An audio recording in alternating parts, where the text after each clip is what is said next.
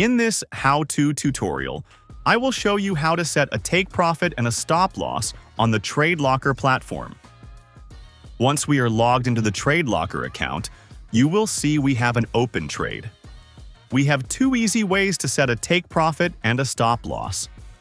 The first way is by clicking on our trade from the chart window, and then the trade window will expand. I will check the take profit and stop loss boxes, and a line for each will appear on the chart. I can drag them to my desired levels and then click the confirm button to lock them in. The second way is by clicking the edit position button from the positions window.